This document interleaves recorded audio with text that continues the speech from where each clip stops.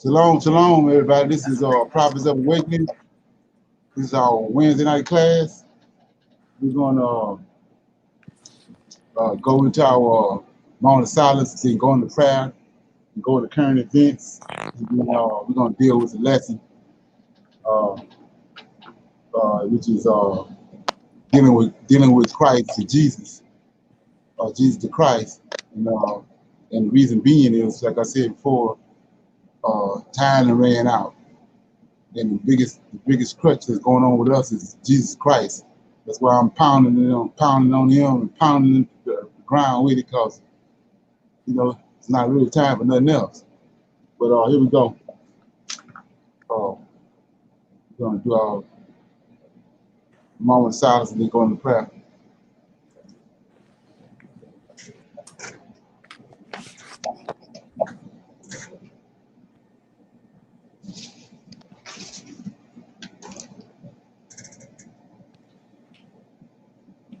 O Lord, righteousness and uprightness belongeth unto thee. Therefore we come before thee at this hour, seeking thy face, looking for righteousness and uprightness, that we may walk before thee as thy servants David and Solomon and Samuel and Hezekiah did, that we may walk before thee in truth and in righteousness and in rightness of heart. Give unto us, O Lord, an understanding heart, that we may discern between good and bad. For you possess the power to turn us, O Lord. We desire to walk after thee, O Lord, and to keep your commandments and your testimony and your statutes with all our heart and with all our soul, to perform the words of the covenant that was written down by your prophets. O Lord, allow thy face to shine upon thy people. Hear our plea. Hear and do, O Lord. Hide not thy face from us, for we need you so very much at this hour. Peace be unto you. Okay. Anybody got any current events that they want to bring up? Shalom, shalom. Shalom. Okay. Okay, I just wanted to share that we don't hear very much about it, but the Native Americans are affected to a greater degree with the COVID-19, the coronavirus. And what the article said is they are affected 5.3 times more than African Americans because of the large clans that they live in and the multi-generational um, members of their family. It's not in the news a whole lot, but they are dying in great numbers. Okay. Yeah, I just want to share Right. that. Okay. Well, that's a good thing, because I mean that you said that, because like I was saying before, we're at the very end and keep coming out, right? So Hmm. what happened to the Indians when Columbus came in, when the Europeans first came? What they do to They slaughtered them. slaughter them intentionally, right? Hmm. They put smallpox and stuff in the blankets and they killed them off, right? Hmm.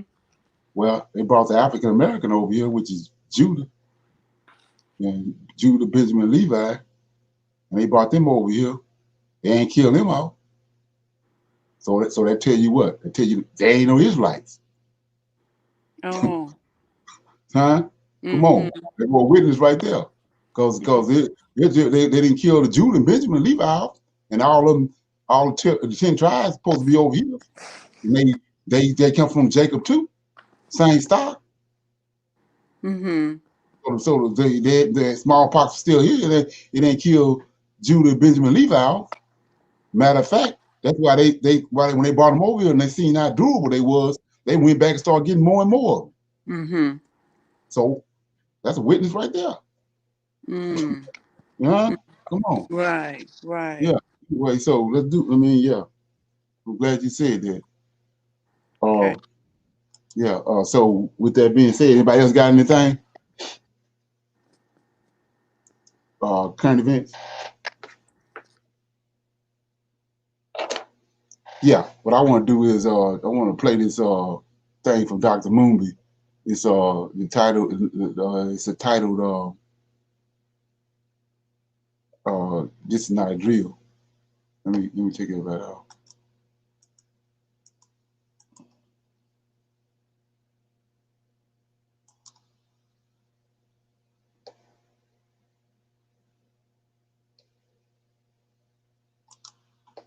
Okay.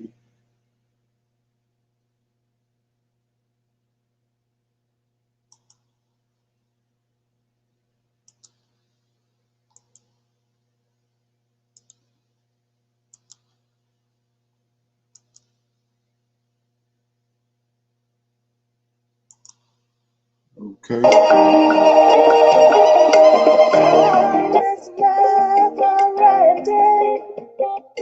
Africa's star is rising.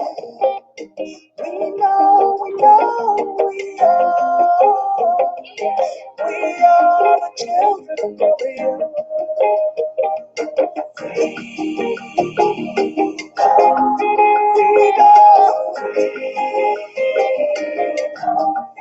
Hello and welcome, beloved, to the Dr. Mumbi Show. My name is Dr. Mumbi Saraki, reporting live and direct from the foothills of Mount Kenya. We have left the city, but that's definitely a story for another day. We're going to be sharing with you why we left Nairobi and moved to Mount Zion, literally because it's time, beloved. It's time.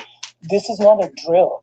You know, the enemy of our soul, the enemy of our heart, for them, this is not a drill. They're full bench pressing. You know what I mean? They're at that 100 meters and they're giving it all they have because the game has changed, beloveds. The matrix is falling, has fallen. It's fallen spiritually. There's been a major spiritual war that's been going on for a long time. It kind of reached a head recently.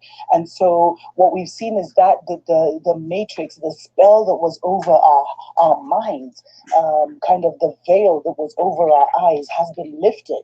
But the system is still able to keep you believing that it's alive and kicking and that it has all this control because you give it your power. You give away your power to it. You give away your attention. You follow their instructions without questioning. And there's a lot of like fear and anxiety and worry. And that is why, that is why the system continues to kind of perpetuate itself, even though it literally is, the kicks, or what is it, the kicks of a dying horse? Is that what they say? So this is just a word of encouragement, beloveds. This is not a drill. You need to do what you need to do today. Don't plan for tomorrow because tomorrow may not be there. And don't fear so much. Don't fear things like, what if they do this to my body? What if they jail me? What if that, for standing up for truth or for standing up for myself? Because it is going to get to that point. It is definitely going to get to that point, and you just have to really prepare yourself for the decisions you will make up ahead, and pray that you won't have to make those decisions eventually, but just be prepared to make some tough decisions because we're at the end game before a brand new dawn is birthed. And you have to make sure that you make it through this final testing, this final kind of release, because the powers that be, the system has invested in so much to keep you blind, to keep you, to make sure that you don't make it to the next level. Because they want to say this new world order. That new world order is kaput, you know what I mean? But to the next level, you have to be of a higher mind. You have to be more, self-sovereign. You have to have that direct link to the creator and not be relying on any physical being to kind of, don't give your power to anybody. Don't give your power to anybody. And what I really believe is if you start to connect spiritually, all those people that you need, the healers, the teachers, the way showers, will rock up in your life, because that's how spirit works. And as I told you in a previous prophetic update, you never walk alone, beloved. You never walk alone. So you should never have that fear in your heart that, what will happen next. And don't try and see too much ahead, but just have the courage, the fortitude, and the strength for what you need to do right now, because this is not a drill. This is not a drill. the enemies of our soul, they're going to unleash everything they have.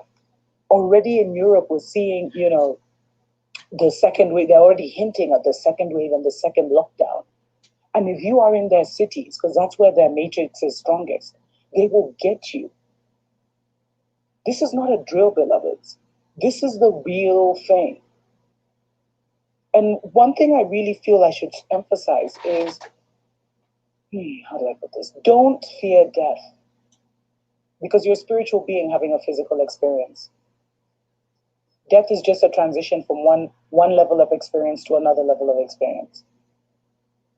If you conquer all, if you conquer yourself in this life, you graduate to another level of experience. But if you do not, you will live to live again and live to fight again.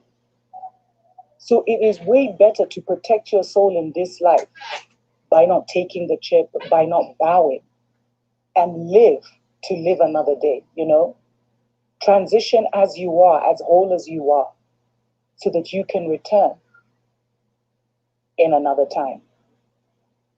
Because returning with a chip already on your soul, that will mean you're in this perpetual return. And that is actually what has happened to our people. But I will definitely cover that in another update. Until next time, beloveds, I'm sending you all the love and healing and courageous fights. Be bold, beloved. Go for your best life, because right now I'm at the foothills of Mount Kenya, truly living my best life. Until next time, Tuko pamoja. Okay.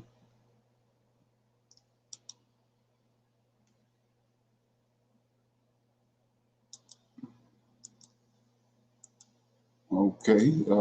Anybody got any comments on that?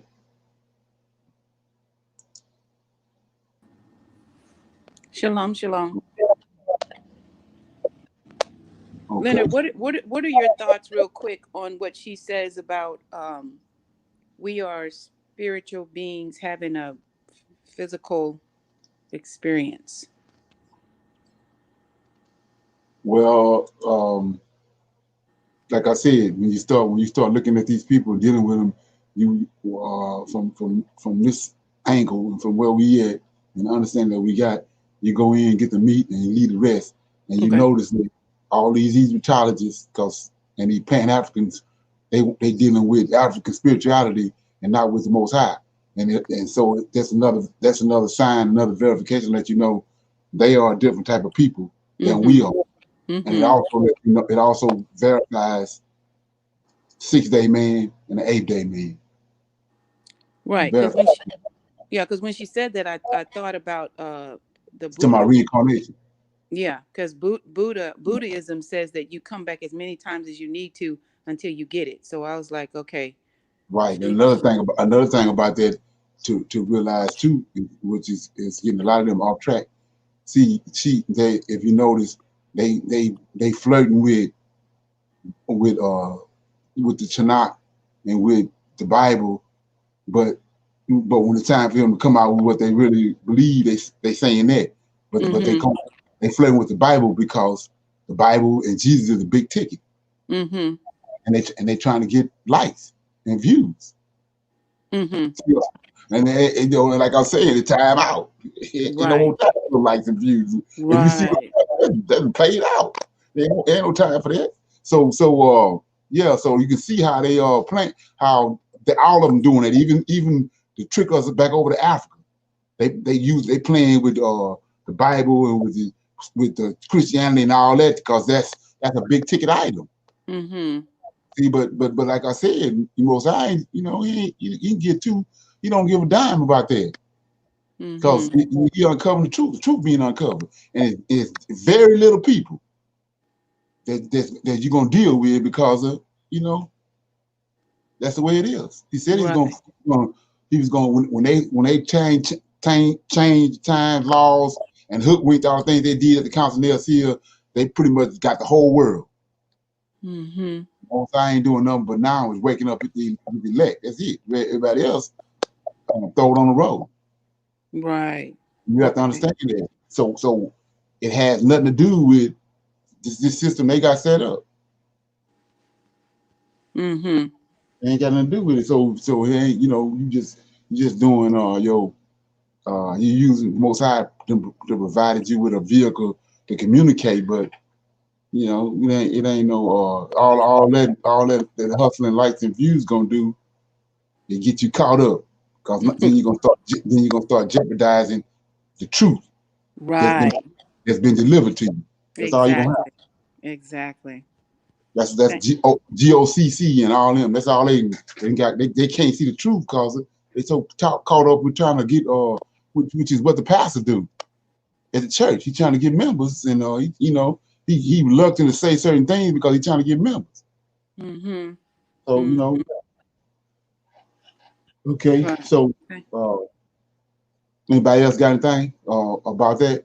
Like I said, it was when you're dealing with the spirit. We started out talking about time that ran out. Well, that's what she talking about. So she in the baseball field, but she went all the way left field when she started talking about that having a chip on your soul and all that. That's reincarnation. Mm-hmm. She up to bat, but she ain't getting no hits. She's striking out. Right. Yeah. It's all good. But anyway, so with that being said, what we dealing with today is like I said, I'm beating on JC because that's a serious crutch for us. And being that where we at, and so many people, they caught up right there with that situation right there, and they can't go no further. So that's why I'm beating on him. And like I said, I got these 7 brothers I done picked out, Egyptologists, and I'm going back and forth with them because they beating him up too. But the fact is that they being that they Egyptologists, they caught up with the Egyptian Book of Dead and all that in the African spirituality. But they know who Jesus is because they prose that African spirituality and the Egyptology, and that's his origins. He came out of that. He came out of Egyptology, and then they used typology to place him. Once they created him, they used him and they used typology to put him in the Old Testament.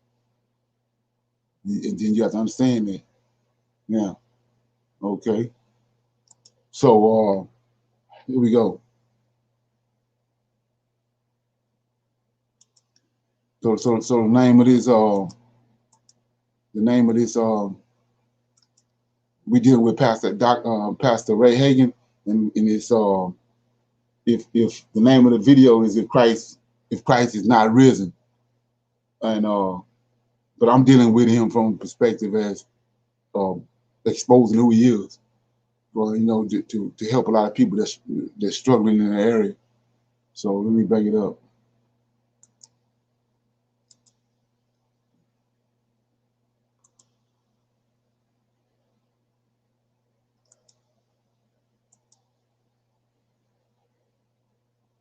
Okay.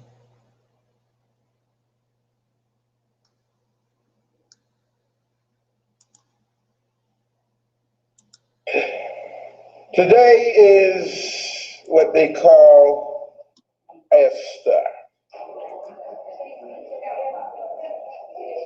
And I gave you the original pronunciation. Esther, which is spelled Eostre. And of course, Esther was a pagan European sex goddess. And of course, the Europeans used to practice this rite. Thank you very much. The Europeans used to practice this thing of this time of the year because it was all about sex. It was all about having children, fertility. That's where the Easter Bunny comes in. Because when you really get right down to it, y'all, you figure out how does the rabbit fit in to Easter? What does the rabbit have to do with Jesus getting up out of the ground, right? So we got to understand this European pagan practice of Esther, where they would actually take their white women and paint them different pastel colors and send them out into the woods naked, painted pink, green, purple, red, yellow, representing the other races on the planet. And they'd run out into the woods and hide. And the men would go out and search for them in the woods and find them. And whatever painted women they found, they would engage in sexual activity with them. It's a part of their pagan rite of Esther. And as a result of painting these white women and making them go out in the woods and hide, and the men would go out and hunt for them and find them, our children today carry out that same practice disguised as what is called the Easter egg hunt, which some of y'all might take your children to today. I hope not. Even though the children don't know that it is an ancient pagan rite.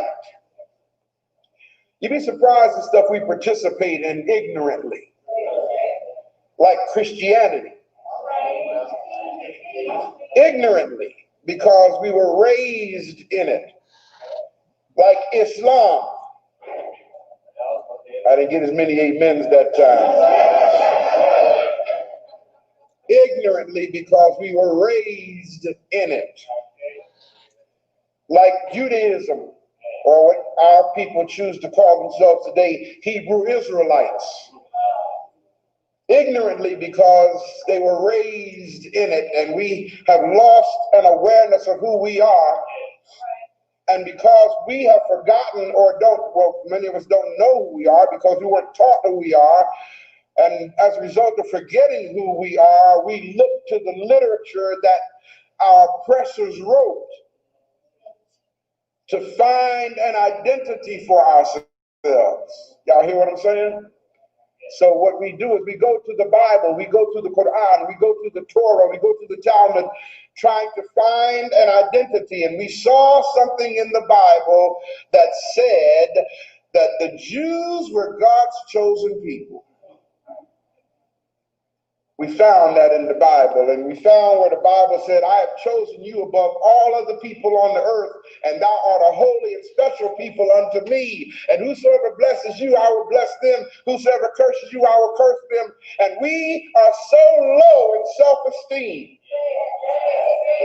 that we thought we'd assume that identity to make ourselves feel special and important. And now we're calling ourselves Hebrew Israelites, not knowing that that is a lie, that is a fabrication, that is an epitome, because there was nobody called Israel. I didn't even get to the title. I just started talking, and I hope it makes sense to you. There was nobody called Israel. According, if you know your Bible, the guy Israel was known as Jacob. And Jacob, according to the Bible, wrestled with the angel. Here we got a human being wrestling with an angel. Okay, come on. And he beats the angel. Look at somebody and say, there's another idiotic concept in the Bible. He beats the angel. Oh, this is deep, man. And because he beats the angel, now the angel is a superhuman being, right? But this little faggotized dude, Jacob, beats this angel, and God decides to change his name from Jacob. I'm no longer going to call you Jacob, I'm going to call you Israel. But the problem is, Jacob was the son of Isaac. Isaac was the son of Abraham, who the Bible says never existed.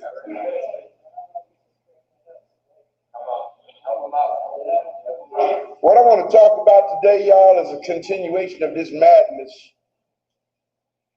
I hope it makes sense to you. Many of you here know the truth, so this message may not be for you unless you are a visitor. and you're not aware of what our African story is. So if you are a visitor, please understand, I don't mean to insult your belief system. I don't mean to offend you in any way whatsoever, because I've come to learn that you can't reach a person by offending them.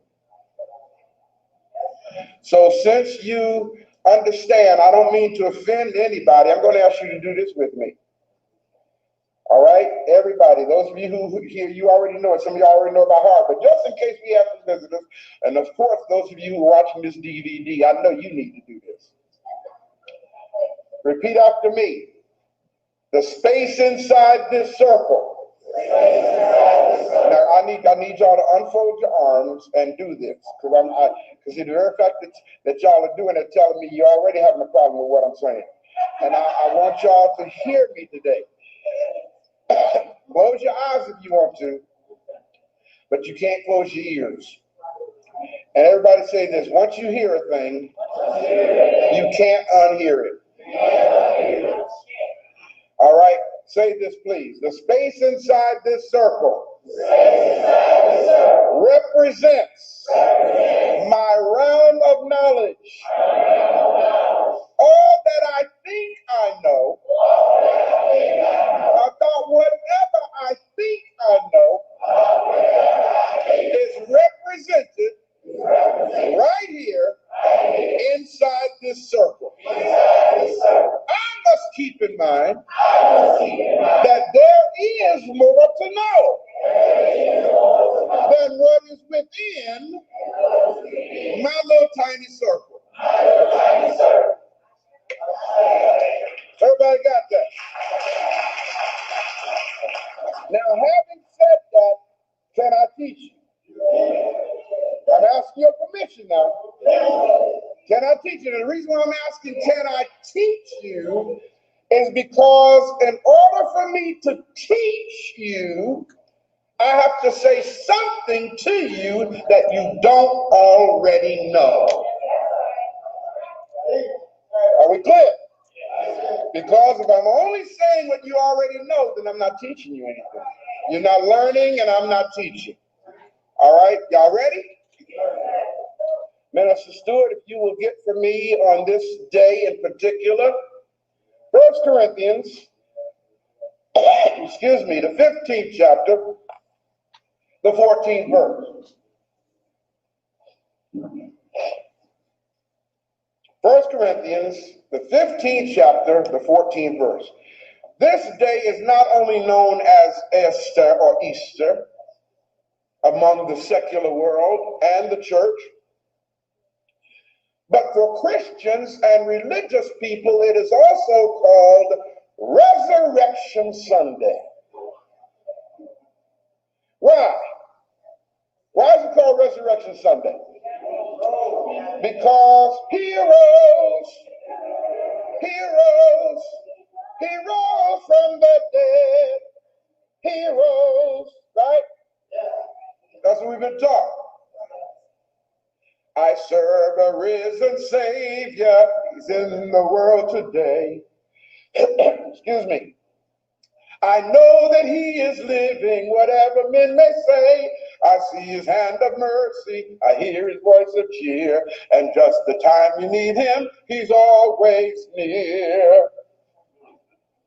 You know white folk wrote that. He lives. Christ Jesus lives today. He walks with me and talks with me along life's narrow way. He lives, salvation to impart. Now here's the deep part. You ask me how I know he lives. What's the answer? He lives within my heart.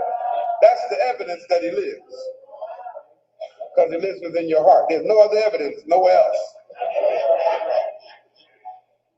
Let's read one of the most powerful verses in the Bible.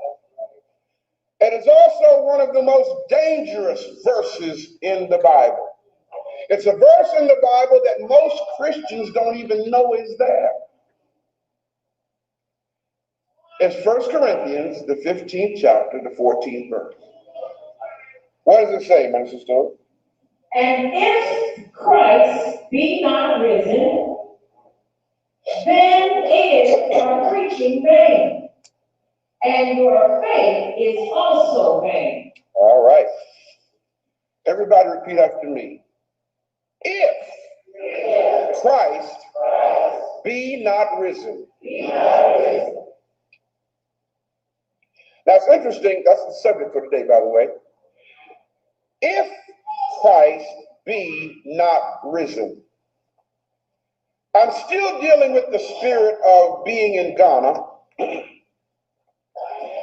excuse me, and seeing the effect that the Roman Catholic Church has had on black people. That should not be too far removed for many of you if you're here in St. Louis, because here in St. Louis, Roman Catholicism is a very, very powerful thing. It's St. Louis. It's not just Louis, Missouri. It's St. Louis, Missouri. And George Carey, who was the Archbishop, Roman Catholic Bishop, Archbishop of Canterbury, said, and the London Times recorded it, he said this on April 19th, which was Easter Sunday of 1992. He said these words, and I quote him, "Belief in the resurrection is not an appendage to the Christian faith. It is the Christian faith." Let me say that again. Belief in the resurrection is not an appendage to the Christian faith. It is the Christian faith. Did y'all get that? One more time. Belief in the resurrection is not an appendage to the Christian faith. It is the Christian faith. In other words, as Minister Stewart just read, if Christ be not risen, our preaching is vain,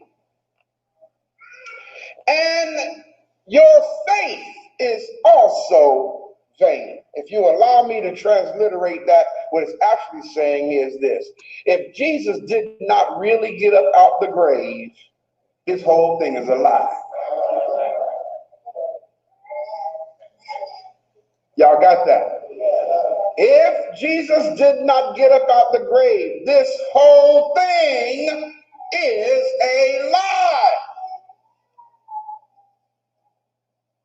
Wow. Okay, we got a problem. We got a big problem. Let me tell you right now at the top of the story, Jesus did not get up out the grave.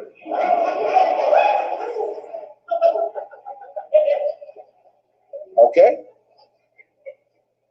I know that was like hitting some people in the face with a sledgehammer.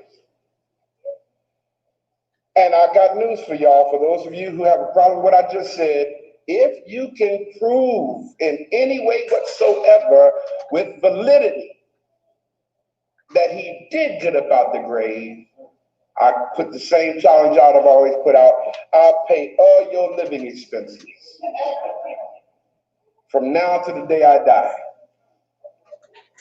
If you can validate the resurrection of a so-called Jesus Christ, I will pay. I'm putting this out to the whole world. I will pay all y'all's living expenses from now to the day I die. To my friends who I grew up with, who are really disturbed with me right about now, and who listen to me in secret, I'm talking to y'all too. Okay? For almost 2 millennia, for almost how long? Which is how long?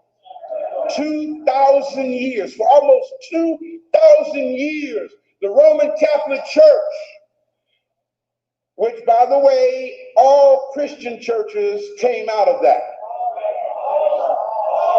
Okay, whether you're Presbyterian, whether you're Methodist, whether you're Baptist, whether you're Episcopalian, whether you're Lutheran, whether you're Church of God in Christ, whether you're Church of Christ, Church of God, the Four Square Corner Church, or whatever they call it, Primitive Baptist, Southern Baptist, American Baptist, National Baptist, Progressive Baptist, all of y'all are Catholic. You don't realize you are simply because y'all don't confess your sins to your preacher. Some of y'all do. It's amazing he ain't confessing his sins to y'all.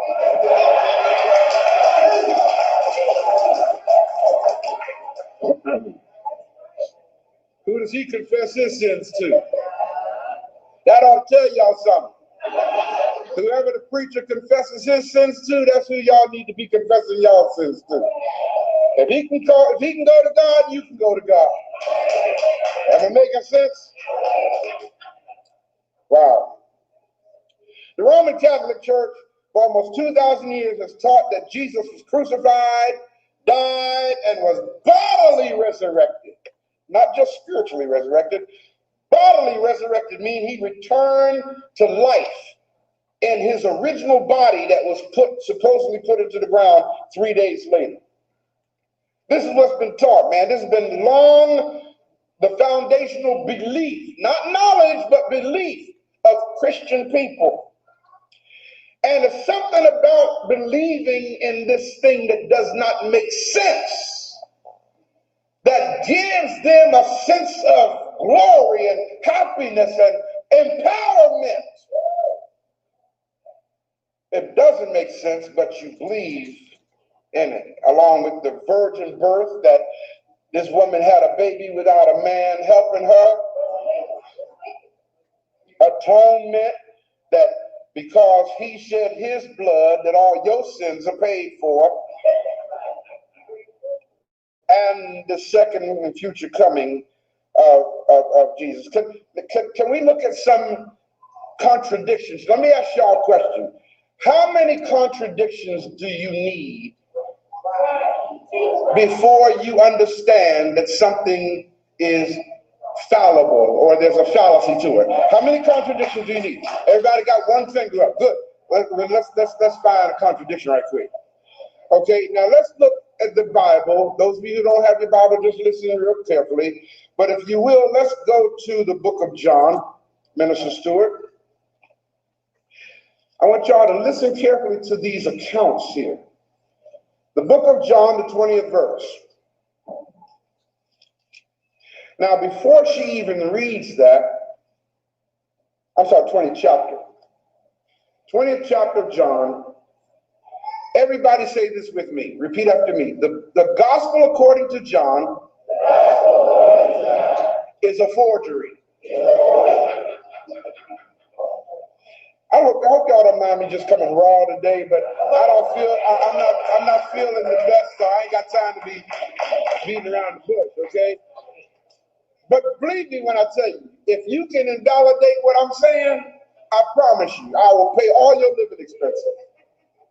I don't know of a better challenge than that. Listen, if somebody told me that all I got to do is prove what they said wrong, they pay all my living expenses, trust me. For the next 3 days, I wouldn't do nothing but find the proof that he's lying. Because see, I know after I find the proof, I ain't got to pay rent no more. I ain't got to pay electric bill no more. I ain't got to pay a car note no more. I ain't got to pay no food, clothing, expenses no more, because he gonna pay them for me. That's better than a lottery ticket. I'm giving y'all a guarantee.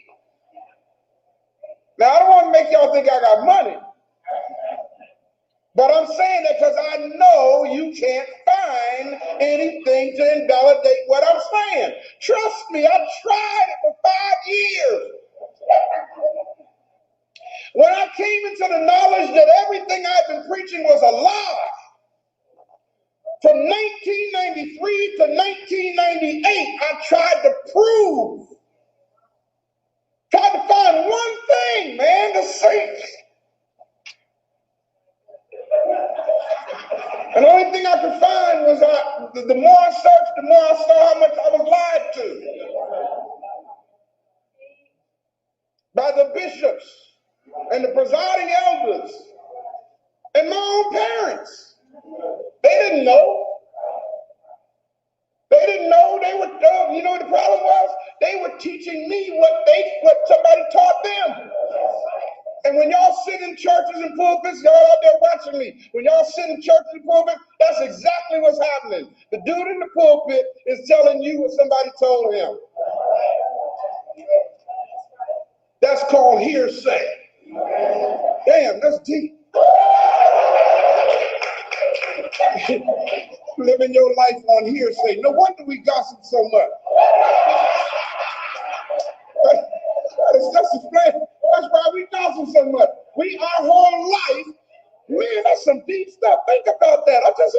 Think about your whole life is built on hearsay. Look at somebody and say, that ain't cool. That's why we don't know what we're talking about. Minister Stewart, 20th chapter of John, before we read about the resurrection account, I told y'all the book of John was a forgery. Any scholar, any second-year Bible college student will tell you that the book of John was added into the Bible centuries after all these other so-called books. And it had to be added for a particular reason. What was that reason? John, the 30th verse, Minister Stewart, verse 30 and 31. What does it say? And many other signs truly did Jesus in the presence of his disciples, which are not written in this book. Meaning in the book of John, not in the Bible, in the book of John. Now notice the 31st verse. The 31st verse actually tells you why they compiled the gospel according to John and put it in the Bible. It actually tells you why they did it. A lot of people look right over this. It actually tells you why they actually made this book up and put it in the Bible. What does the 31st verse say? But these are written. This book was written, why? That ye might believe that Jesus is the Christ, the Son of God. Did y'all get that? It's right there in black and white. They're actually telling you the reason why this was written is so that you might believe, not that you would know, but that you might believe that Jesus is the Christ, the Son of God. And that's what has controlled our thinking. Now, remember, keep in mind what she just said, and now you'll understand why I coined this phrase. Repeat this after me. He who controls the printed page controls the thinking of the age. Did y'all get that? In other words, the European historiography is what controls the thinking of the masses. They wrote it and told you it came from God, and you believed it, and they're controlling you like a dog on a leash. Now, let's go to the first verse of the 20th chapter. Let's talk about this so-called Resurrection Sunday. Go ahead, Minister Stewart. Verse 1. Yes. The first day of the week cometh Mary Magdalene early. Cometh who? Mary Magdalene. And who else? There's nobody else there but Mary Magdalene, right? By the way, this is supposed to be the woman that Jesus married, by the way. Uh-oh. Uh-oh. No, he didn't either.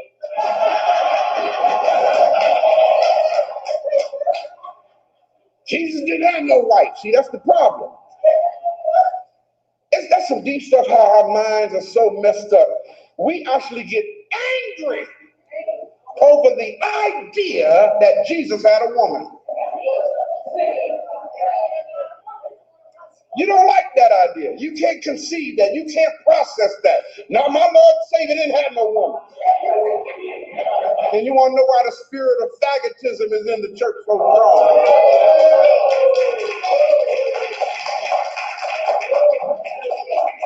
Well, he did not have a woman. He didn't have a woman because he didn't exist. But suppose that he did exist. According to the Bible, Mary Magdalene was his woman. And the folk don't like that because Mary Magdalene was a prostitute. Y'all follow what I'm saying? How could Jesus marry a prostitute? What's wrong with y'all? How dare you say such a thing? You got this lie, and you done elevated the lie so high that any challenge to make you think about the lie, you get angry with the person who's making you think. Y'all hear what I'm saying? So the first day of the week cometh Mary Magdalene. Go ahead, Minister Stewart. Now mind you, according to this verse we just read, only Mary Magdalene was there. Mary Magdalene didn't say nobody else, right? Okay, and then it goes on to say, while it was yet dark. Isn't that what it says? Now I want you to keep these points in mind. One person came to the tomb and it was still dark. Go ahead. Unto the sepulchre, and seeing the stone taken away from the sepulchre.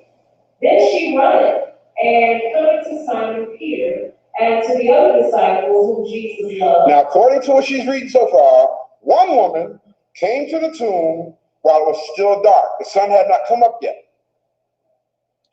And when she saw that the stone was rolled away, she did not go inside. She saw the stone was rolled away, and she immediately took off running and went and told other brothers what happened. Right? Go ahead. And said unto them, they have taken away the Lord out of the sepulchre. She didn't say he's risen. She did not say he is risen.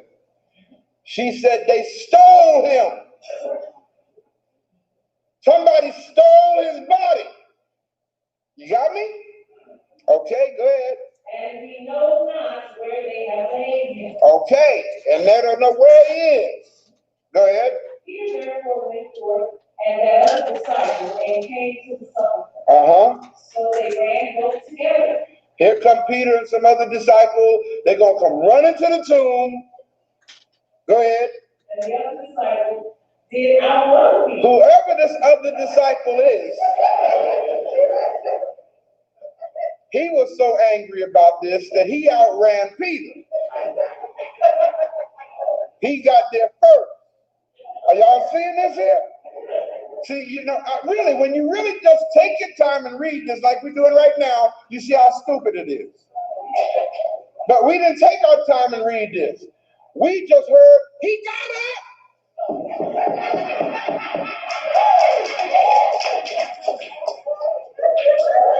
With all power in his hand. Go ahead, read, Minister Stewart. And he stooping down and looking in, saw the linen clothes lying, yet with he not in. So the first dude that got there looked into the tomb and he saw that the clothes that he was wrapped in was there, but there was no body. Go ahead. Then comes Simon Peter following him and went into the sepulchre. I can see Simon Peter like, man, I ain't know you can run so fast, man.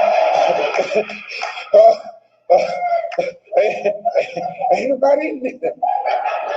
You got the picture? Okay, go ahead. And he the linen clothes lying, and the napkin that was about his head, not lying with the linen clothes, Go ahead. wrapped together in a place by itself. Continue.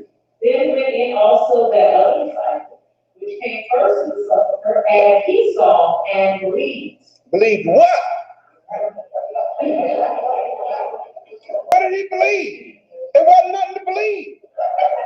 What he was told was somebody stole the body. You got me?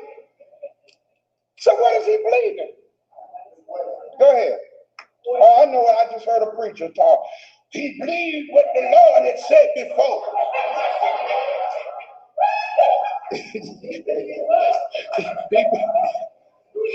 Well, you know the Lord did say that he was going to get up on the third day. So that's what he believed in. Okay. Go ahead. 9, for as yet they knew not the scripture, that he must rise again from the dead. Uh-oh, that just cancels out what I just said, now don't it? The disciples went away again unto their own home. Now that's some deep stuff. Check this out. They went home. They came, saw the body had been stolen, and they went home. Oh, well, it's a wrap.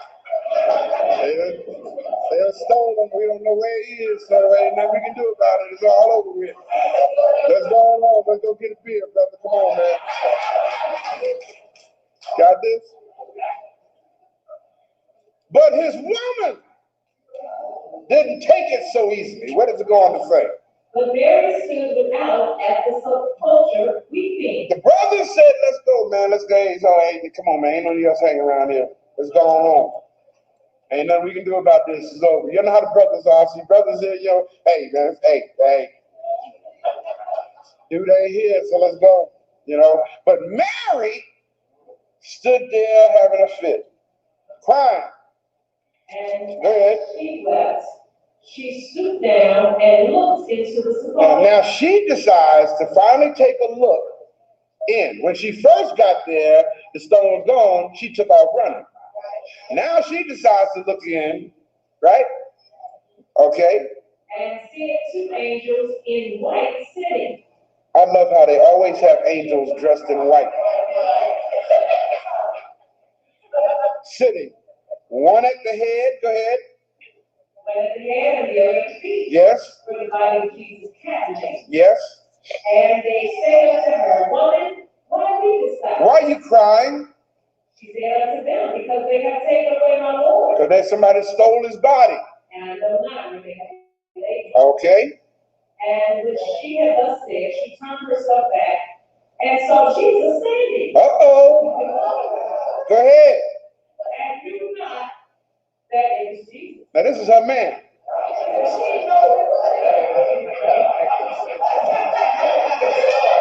This is her man, right? Okay. She turned around and saw this dude standing there.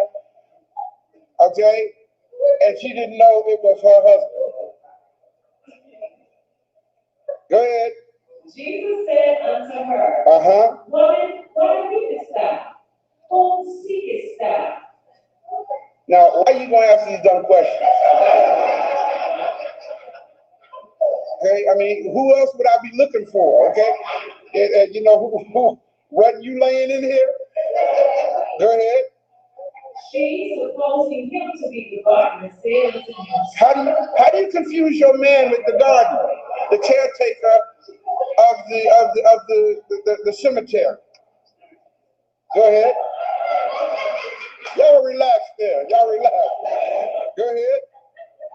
She supposed him to be the gardener, said unto him, Sir, if thou have borne him hence, tell me where thou hast laid him, and I will take him away. Yes. Jesus said unto her, Mary. She turned herself and said unto him, Rabbi. Rabboni. Yes. Which is to say, Master. Now this is deep. He just asked her a question. Woman, why are you crying? Who are you looking for? And she thought he was the gardener. Now he says to her, Mary. And now she knows who it is. Okay, so that was a 30-minute mark. Get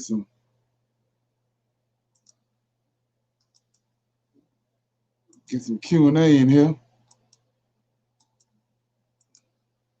Okay, get some Q&A in here. Before we start the Q&A, I had a little question I wanted to ask Do everybody like this format? I mean, you learn anything from these videos? Absolutely. Okay, yeah. I had to Yeah. ask a question. So with that being said, anybody got any comments on what they just heard? We got 30 more minutes. I do, but I'm gonna wait to see if somebody else has. Anybody else see anything in there? Anything was revealed to them, or they want to talk about it, or anything they want to expound on? Yeah, I'm looking at the fact that he's looking at the book from a Nobody got anything? realistic question. And can you hear me? Yeah, I can hear you. Yeah, he's looking at the book from a realistic questioning standpoint. Like most people, like we didn't do it. Like he was saying, we've been lied to, and we just repeating what we heard somebody else say. Right. So it's a good viewpoint. It is a good viewpoint. It's just that, like I said, we've been blessed with the fact that the Most High done woke us up, and we looking at it from a different angle. Right. So yeah. So anybody else got anything? Comments? Okay. Well, one of the things I wanted to shine light on was he brought up the 2,000 years. How did this been going on for 2,000 years? And so I want to shine a light on that because I had mentioned it. I had mentioned it earlier. So here you go right here. It's in Hosea. And like I said before, when you go to the Apocrypha and go to Ezra, second Ezra, you find out that all these so-called minor prophets came out of Babylon with Zerubbabel. And then when you understand the process of how prophecy come about, the prophets Jeremiah, Ezekiel, all them, I showed you where they was all the captives in Babylon. But the average person don't see that, but it tells you right in the scriptures they was captives in Babylon. So they was prophesying about Nebuchadnezzar coming. Well, when they left out of Babylon, they don't have to prophesy about Nebuchadnezzar no more because it's over with. So they prophesying about the other beast that's coming. And being that they was released by the second beast, these minor prophets talking about the third and the fourth beast, and about what's going to happen to their children and grandchildren and great grandchildren in the future. So when you go to Hosea, he's one of the prophets that came out with Zerubbabel. When you go to chapter 6, verse 1, and it says, "Come, let us return unto the Lord, for he hath torn, and he will heal us. He hath smitten, and he will bind us up." Notice all these words are in Isaiah 53. Healed, smitten, bind up, all that. But then he go to verse 2. "After 2 days will he revive us. In the third day he will raise us up, and we shall live in his sight." So that go to 2,000 years. But this brother don't know that. That's 2,000 years right there. And when you, like I say, when you get into really get into this and start getting understanding, notice that 2,000 years is gonna keep coming up all over the place because it's part of prophecy, and it's right here what Hosea was talking about. So he says in verse 3, "Then shall we know if we follow on to know the Lord, his going forth is prepared as the morning, and he shall come unto us as the rain, as the latter rain, and the former rain unto the earth."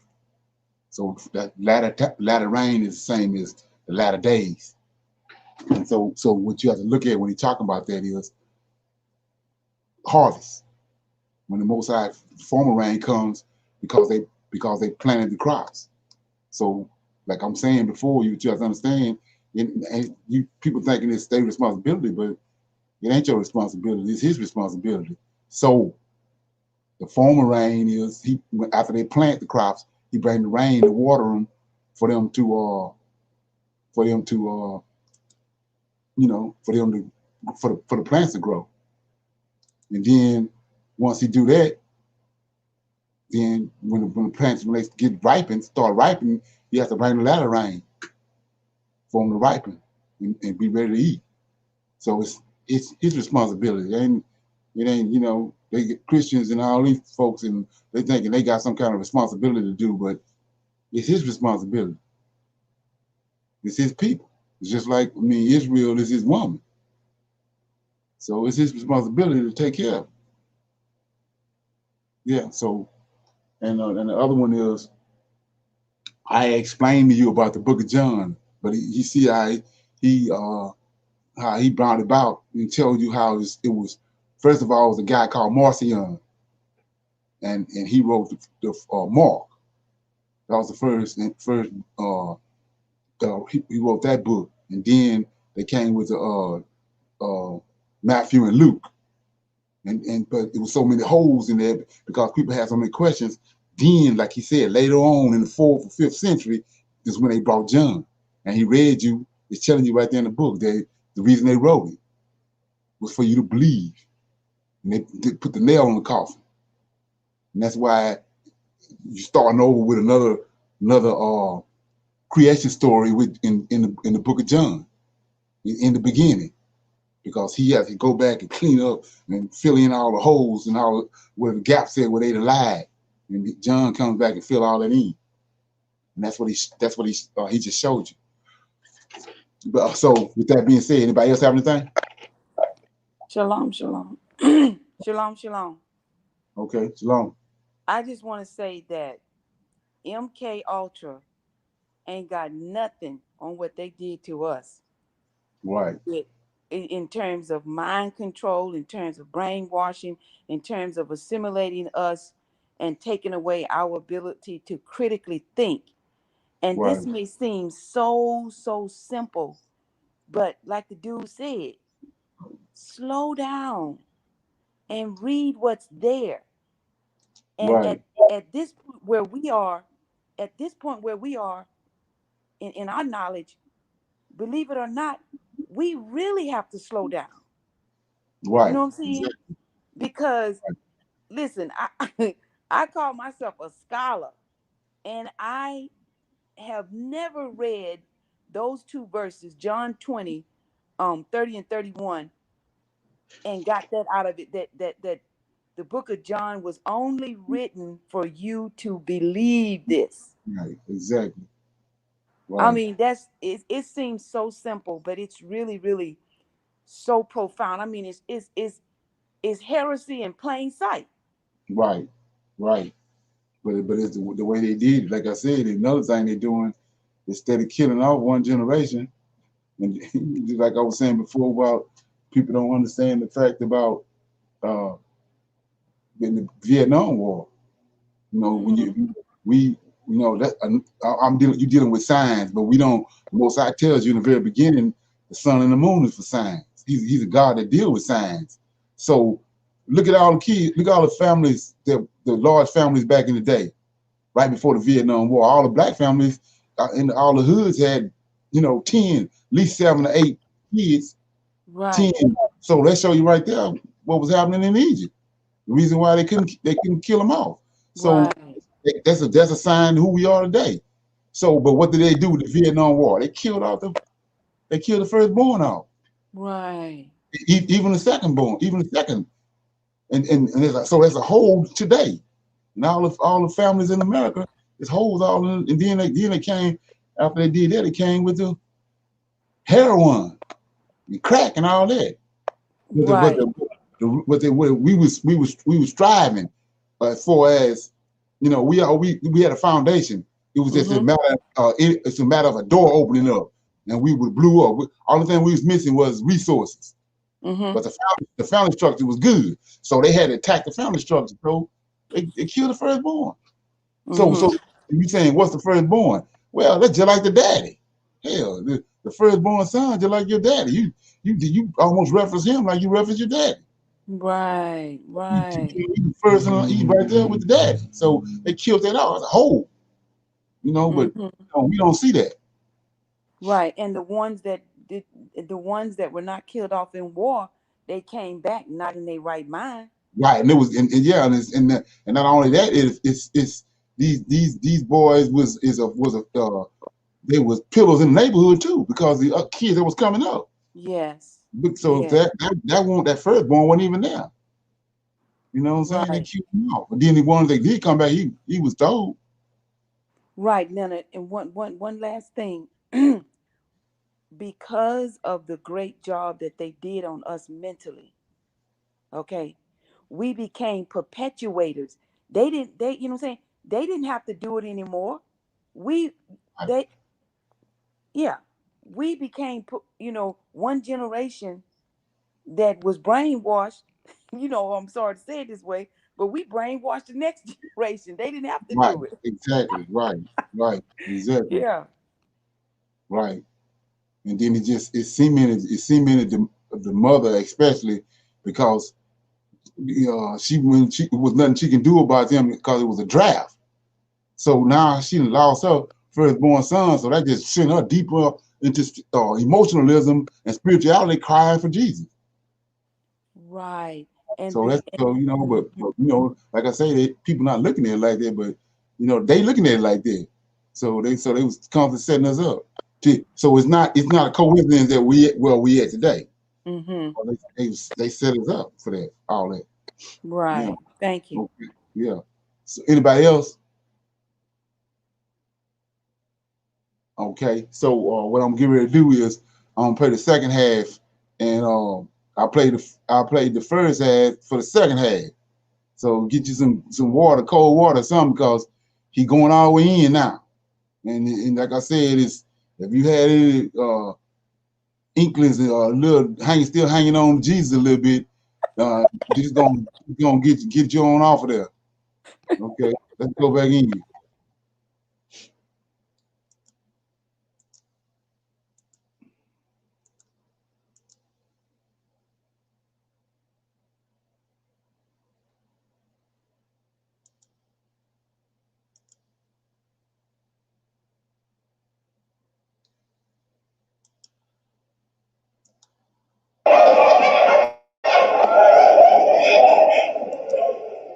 Maybe nobody can say Mary. You might have had a Barry White kind of voice.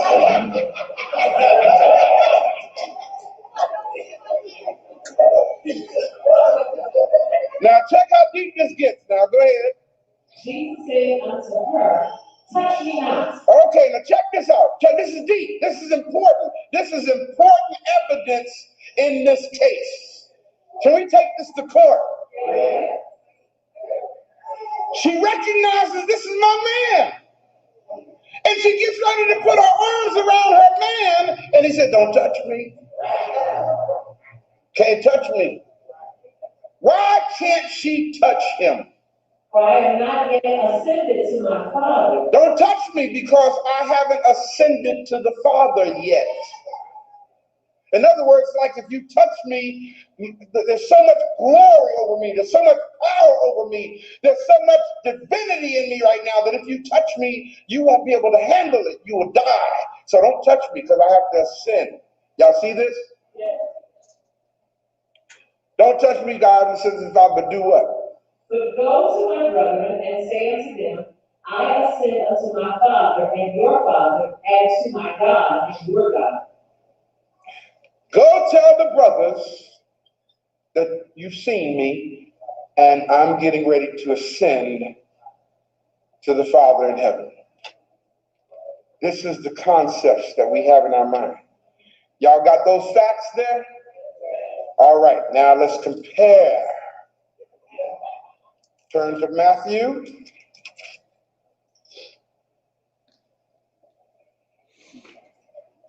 (28) verse 1. You remember the facts of the first presentation, right? Okay. I asked y'all, how many contradictions do you need before you know something is not right? Everybody held up one finger. All right, let's read Matthew 28, verse 1.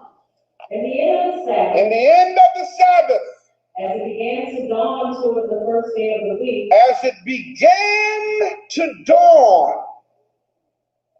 Now, what did the first account say? While it was still dark, right? Okay. The sun is coming up now. Go ahead. came Mary Magdalene Came Mary Magdalene. and the other Mary. Wait a minute. Now, wait a minute. Hold. I just asked you in the first account. Mary Magdalene and who else? And there was nobody else. So now, Jesus' other woman is coming along with Mary Magdalene. This is Mary, you know, the Mary and the Martha. Mary and Martha, y'all remember them? Okay. Well, see, Jesus supposedly married them too. Yeah, oh yeah, y'all didn't know that? Yeah. In fact, they put out a movie about it some years ago. It was called The Last Temptation of Christ. Didn't y'all see? How many of y'all saw that movie? Yeah. And in that movie, they supposed to tell you that, you know, he didn't really die on the cross. He came down off the cross and married Mary and Martha and had children by them. So he had 3 wives. Now you see why they banned the movie. Couldn't take it. Just the mere idea, not only of him having a prostitute as a wife, but him having more than one wife. Oh, come on. Couldn't handle that, man. They boycotted that movie all over the world. Read. And behold, there was a great earthquake. Oh, now we got an earthquake, okay. And the angel of the Lord descended from heaven. Now, mind you, in the first account, okay, there was nobody seen at first. She came and saw the stone and rolled away and took off running. Got the brothers, they came back and looked in the tomb and they saw 2 angels dressed in white inside the tomb. Now here, these two women, okay, which really are Isis and Nephthys in ancient Kemetic thought. That's where this whole thing's stolen from in the first place. Y'all get me? Here we got an earthquake and the angel of the Lord descended from heaven. Go ahead.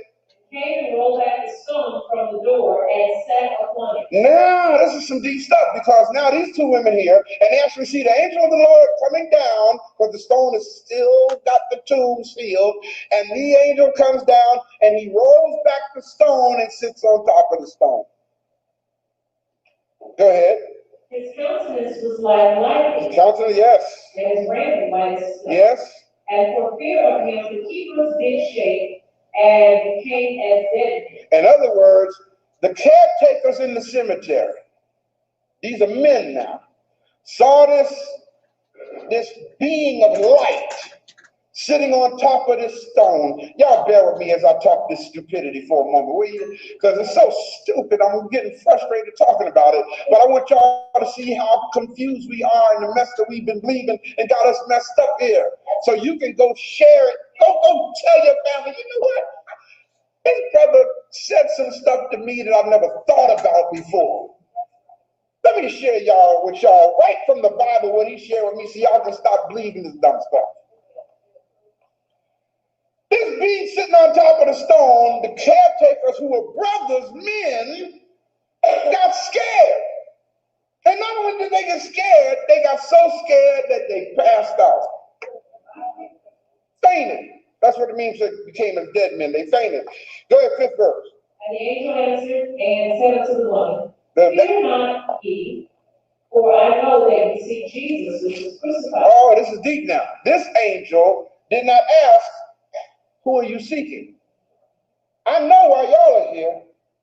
Don't be afraid. Y'all looking for Jesus, who was crucified. Now, this is some deep stuff. He is not here, for he is risen. As he said, everybody ask yourself this question. Say with me. When did he get out of the tomb? Because the stone was still there when the ladies got there. See, I done dropped the case already. According to what we just read, the angel came down and rolled the stone away. Right? So where did he go? How did he get out of the tomb? It was still sealed. Now, you know what most church folks say? I can hear it right now. I hear them saying it. Well, ain't nothing too hard for God.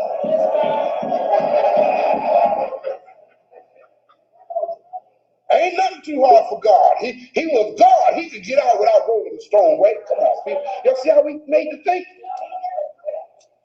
Read quickly.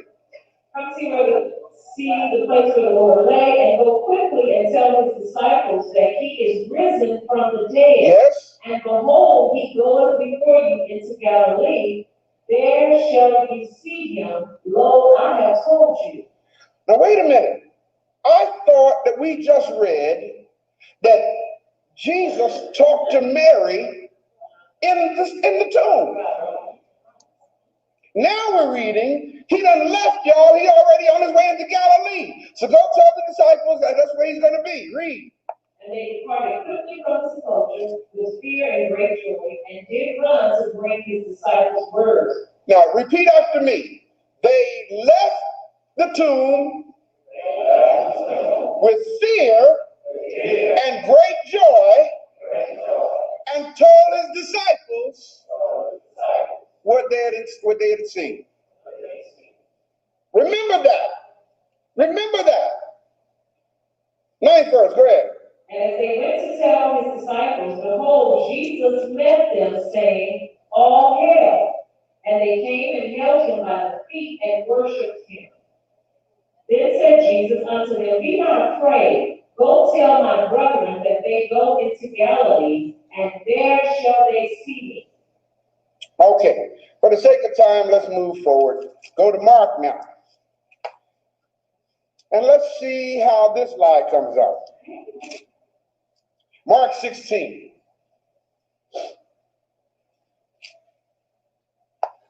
Verse 1. And when the Sabbath was past, Mary Magdalene and Mary, the mother of James and Salome, had bought sweet spices that they might come and anoint him. Oh, so now they're telling us the reason why they came. Here's the problem. You see, that wasn't an uncommon thing to go, and because it was a rush ceremony, so they're going to take spices and wrap, anointed spices to help get rid of the bad odor because they didn't have embalming fluid back then.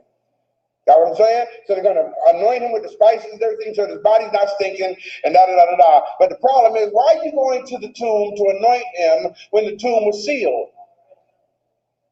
Just like today when they lower the casket in the grave and then they put him in what they call a vault, and then they put the big cement top on the vault right there in front of you, okay, and you know it's there. Why are you going to go back and try to do something to the body? That doesn't make any sense. Read. Very early in the morning, the first day of the week, they came unto the sepulchre at the rising of the sun. Okay, now the sun is coming up. Go ahead. And they said among themselves, Who shall roll us away the stone from the door of the tomb? You see what I'm saying? You see what I'm saying? Everybody say poor planning. You coming to anoint this body, but the tomb is sealed. So on your way to the tomb, you're asking yourself the question, who's going to roll the stone away for us? Go ahead. And when they looked, they saw that the stone was rolled away. Yes, go ahead. It was very great. Yes. And entering into the sepulchre, they saw a young man sitting on the right side, clothed in a long white garment. Okay. And they were affrighted. Okay. And he said unto them, Be not affrighted. You seek Jesus of Nazareth, which was crucified. Mm-hmm. He is risen. He is not here. Okay. Behold the place where they laid him. Okay. But go your way, tell his disciples and Peter that he goeth before you into Galilee. Mm-hmm. There shall you see him, as he said unto you. Now check out this 8th verse. As I state my case. What does it say? And they went out quickly and fled from the sepulchre. They went out quickly and ran from the tomb. For they trembled and were amazed. For they trembled and were amazed. Now here is the line that says you have to throw this thing out of court. What does it say? Neither said they anything to any man, for they were afraid. Did y'all miss that? Look at somebody next to you and said, according to the Bible, they did not tell anybody. Now look back at the same person and said, according to the Bible, they told the disciples.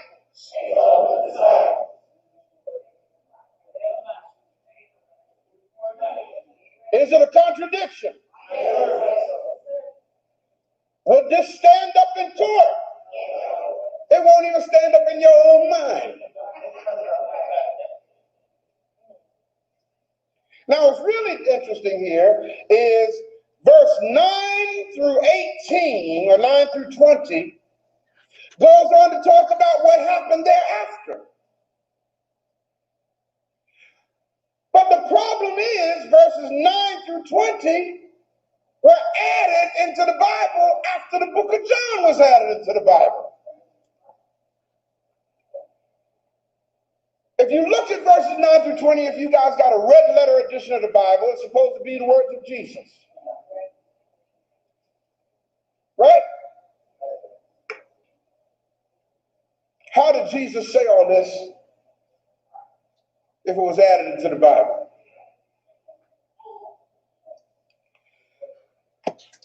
I just presented some stuff to y'all that pretty much invalidates the validity of a so-called resurrection.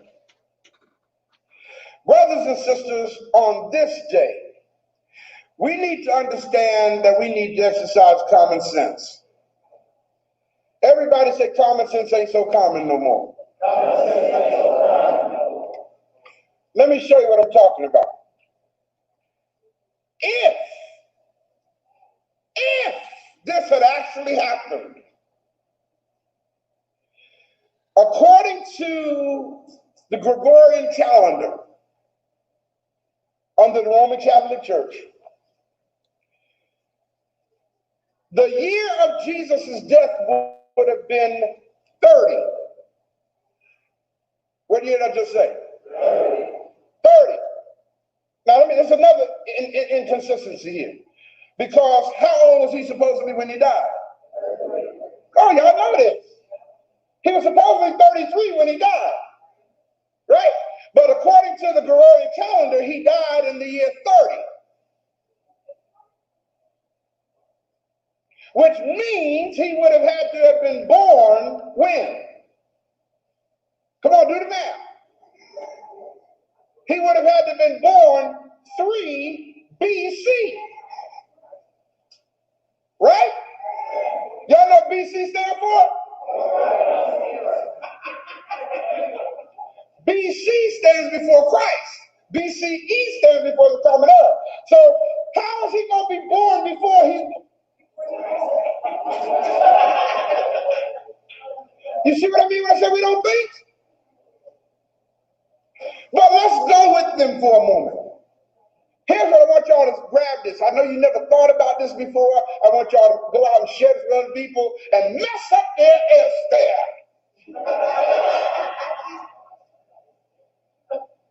According to the Gregorian calendar,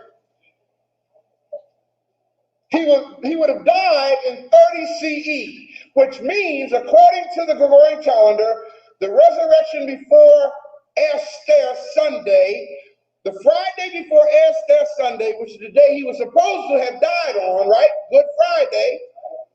Y'all with me? That date was April the 7th in the year 30. Write that down. April 7th, 30 AD. April 7th. Which means that his resurrection would have been on what day? April what? Well, April the 7th was a Friday. So the resurrection would have been April 9th. but yet he's supposed to be in the grave for 3 days. Thank you. Idiotic concepts. Don't make sense. He died on April 7th, was raised from the dead supposedly on April 9th. What's today's date? Today is April 8th. Why is it that every doggone year they straight with his birthday? They don't get that birthday wrong. Every year, December 25th is the birthday of Jesus. That don't change. Christmas Day is Christmas Day, December 25th. I don't care if it's a Monday, Tuesday, Wednesday, Thursday, Friday, Saturday, Sunday. I don't care. December 25th is December 25th. April 9th should also be the same way. Why is it that his doggone resurrection date keeps changing? Christmas don't always come on a Sunday. December 25th can be any day. Why is it that April 9th, which would have been the day of his resurrection, is always falling? Well, April 9th ain't always on a Sunday. You see, today ain't April 9th. So how is it his doggone resurrection anniversary keeps falling on Sunday? Are y'all getting this? Are y'all thinking? Are y'all seeing what I'm saying? See, this really has nothing at all to do with somebody getting up out the grave. Ain't got nothing to do with that.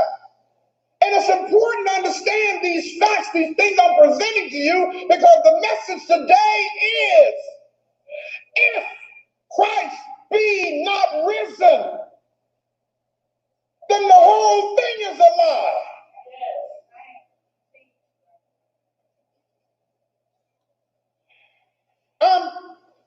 I can't describe to you how infuriated I am. Yeah, so see what I mean? He throwing away, he finding all this out. And because they attached the New Testament to the Tanakh, he throwing the whole thing away. With what has happened to the minds of African people because of what the Roman Catholic Church forced on us. I may have shared this with you. I was driving to Atlanta from here, going down Interstate 24 in Tennessee. And it was right after I entered into the state of Tennessee, maybe 20, 25 miles across the state line, white folk talked to me. I know they're white folk because of what it said. White ancestors spoke to me while I was driving, clear as a bell in my head, and said, "Why are you angry with us?" And it was such a strong question that I had to start communicating back with this thing in my mind. I'm thinking, why are you angry with us? I'm saying, why am I angry with y'all? And he spoke to me and said, "Why are you angry with us for lying?" That's just how it came to me, man. Why are you angry with us for lying? Then they said, "That's what we do."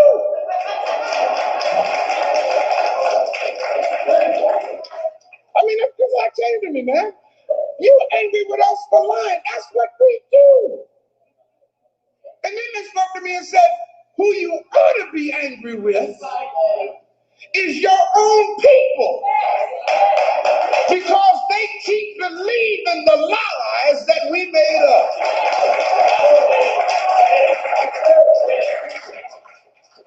So that's why I talk the way I do. I've decided, y'all, I'm not going to get angry with a fish for swimming. I've decided I'm not going to get angry with a dog for barking. I've decided I'm not going to get angry with a snake for crawling. I'm not going to get angry with a mosquito for biting. You know why? Because that's what they do. That's what they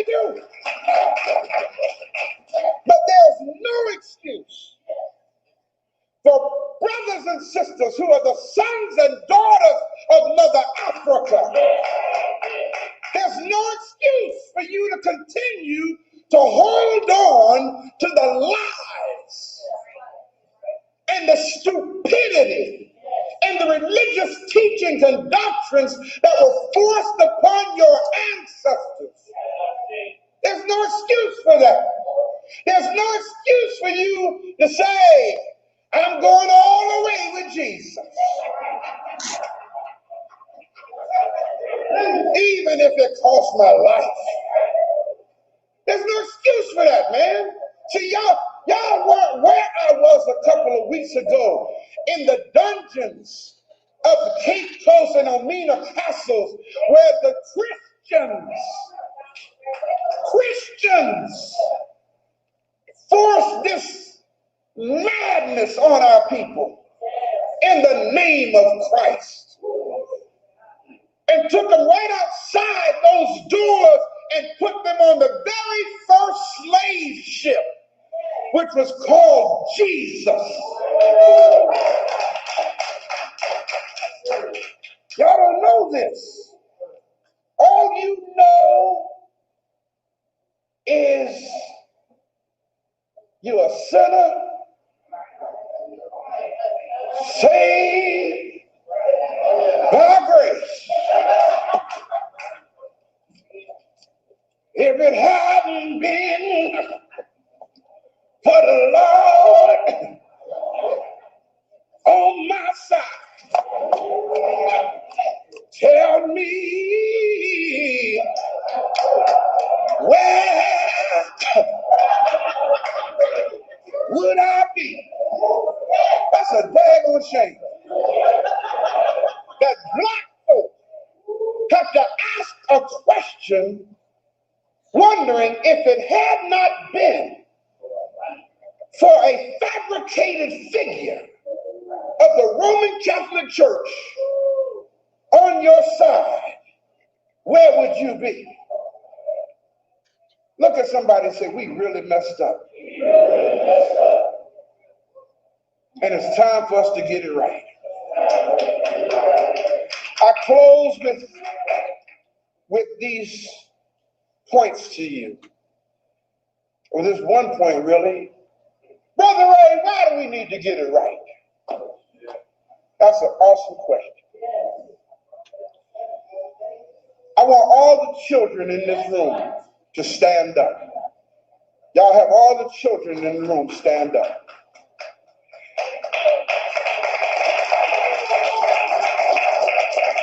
And all of the adults in this room, here's what I want you to say. Point to one of these young people and say, we got to get it right for their sake. We got to get it right for them. For them, we got to get it right. You know why? Because if we don't get it right, they are going to go through the same mess that we're going through now. Young people, you can be seated. Thank you. We got to get it right for them. We cannot allow this mess to get into their heads like it was in our heads growing up. Y'all hear what I'm saying? No, Jesus did not get up out the grave, period. So since he didn't get up out the grave, yes, the whole thing y'all been practicing is a lie. Yes, I'm sorry to be the one to hurt your feelings like this. Your mama should have told you better, but she didn't know any better. My mama didn't know any better, but now that I know better,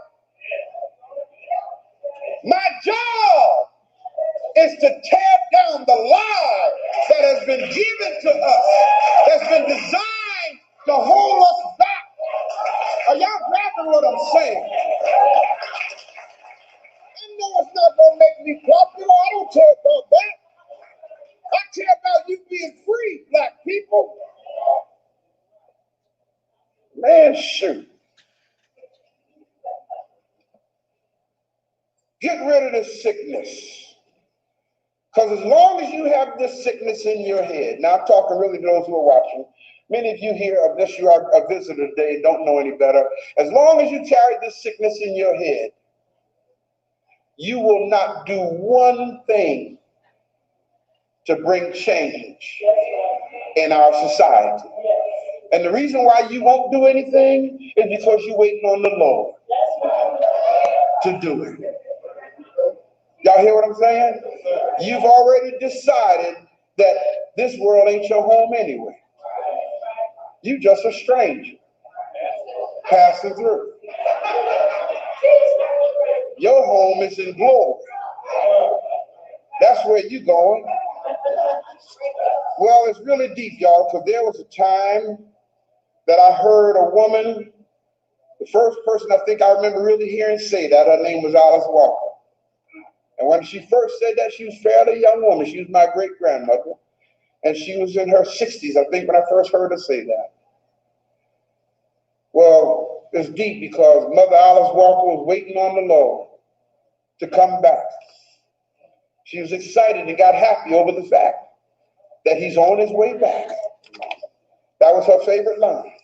You know he's on his way back. He's on his way back. I was a little boy at that time. I am now 58 years old, and he hasn't gotten here yet. Mother Alice Walker is dead and gone. Her children are dead and gone. You follow what I'm saying? Her grandchildren, some of them are dead and gone. Her great-grandson said, hell, I ain't going through that. I'm going to tell y'all something differently. I'm going to tell you he ain't coming back. So once you understand he ain't coming back, maybe you'll get up off your behind and realize that the only way change and improvement is going to come in your life, in your community, in your neighborhood, is if you get up and do something about it. Am I making sense here?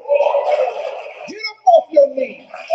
Stop calling for somebody out there in space to come rescue you. Ain't nobody in space coming to do a damn thing for you. If you don't get up and help your children are going to jail. If you don't get up and help your children, they're going to die in the streets of this city. Stop asking God to help you. Look at somebody and say, you are God. You do the job. Rescue yourself.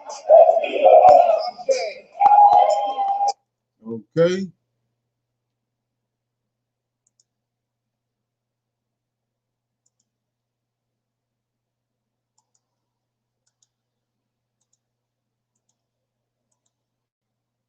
Are you tired of being a victim?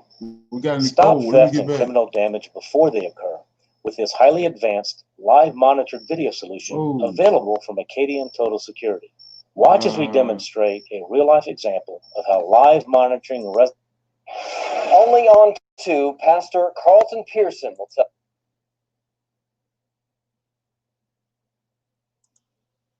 Okay.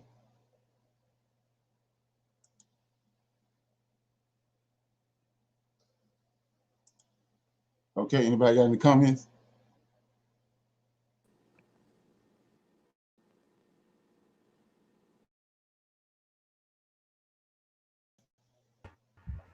Okay, I have a question. I came in late and I heard him talking about that he was talking about Israel. Can you explain to me what is he talking about?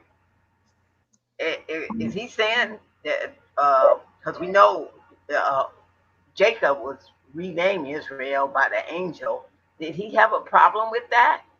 Well, that's what I was saying is they because of all that we've learned about how they took the Egyptian Book of the Dead and the knowledge of Egypt, and they tied it to with Buddhism, and they tied it to the Tanakh, and came up with the New Testament.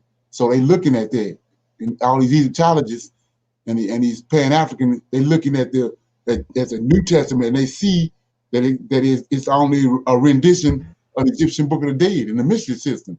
So they throw the whole thing away because when they did that, they attach it to our records, which is the Tanakh. So when they look at that and see Jesus in the New Testament, not understanding that it's two different books, they throw the whole thing away. You don't have to understand. You don't understand that the New Testament is a book by itself, and the Tanakh is another book. And because he knows Jesus and that whole everything surrounding that story is a lie, he throw the whole thing away. Right. Thanks. Okay. Anybody else? Shalom, shalom. Now I'm gonna say something right here. I'm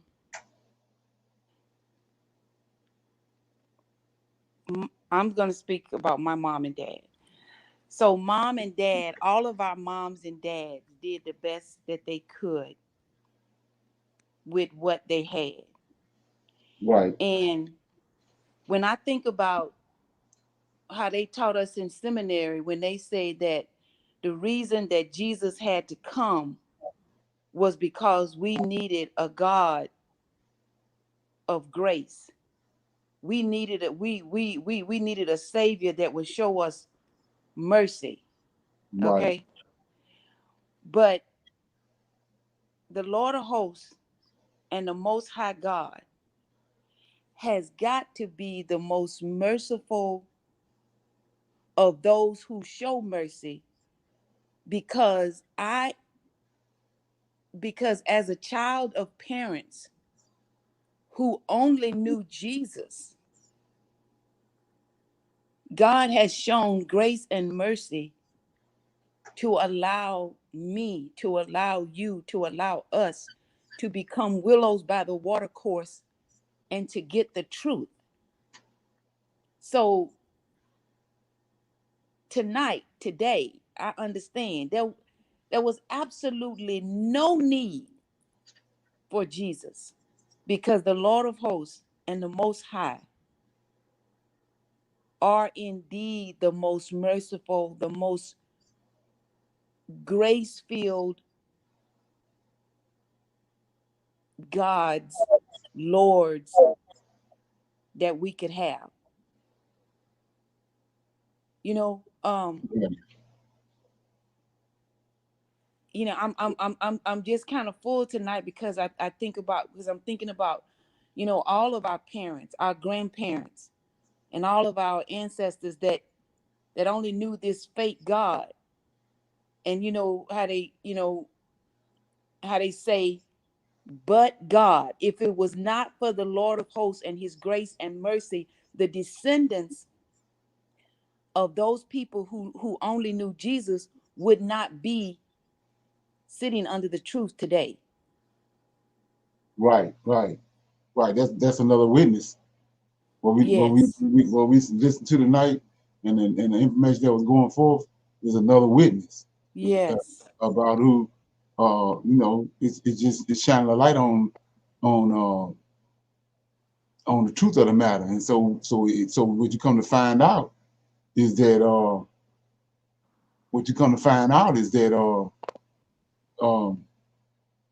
everything that once the revelation come to you of what's really going on, then the light is shined on it on this particular conversation right here. Now it's vindication for Ezekiel 37. Yes. Because he says it's the whole house of Israel. And then Daniel 12 tell you they're all gonna wake up, some the righteousness, some the unrighteousness. Yes. So the scriptures come alive. Yes. That's why I try to go all the way in on every topic, all the way to the bottom, so that when another topic come up or another revelation come up, you can build off of the previous understandings that you had. Yes, exactly. And let me say this right here. See, I was not just a Sunday go to meeting Christian. I was a Christian every day of the week, fanatic. Okay. Right. And even in that, I'm talking about, I was the type of Christian, I would, if they had a trophy for who did the most witnessing to try to bring Christians into the church, I would win the trophy. You understand me? Right. But the Lord of hosts still allowed me to come into this knowledge and this truth. I'm talking about Hey, man, I'm like preaching like a wild woman, and everything I was preaching was a lie, but I preached it like it was the truth, and there was no truth nowhere else. You understand me? Right. But the grace and the mercy of God has me as a willow by the water course under this teaching. And then I got to say this, and I'm going to be quiet. One from among my family, and I'm going to just leave it at that. When I look back on my little brother Leonard,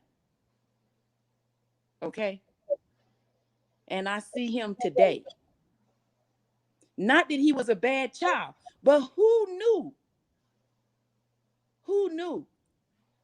that little Leonard, okay, you understand? But right. the Lord of hosts had a plan through all that we have been through, all of us on this line, all that we have been through, all that we thought we knew. And like Pastor Hagee say, hold up that little circle and understand that all that I think I know, there's more to learn.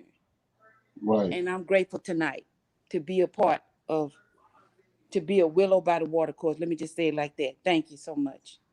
Okay. Anybody else got any comments?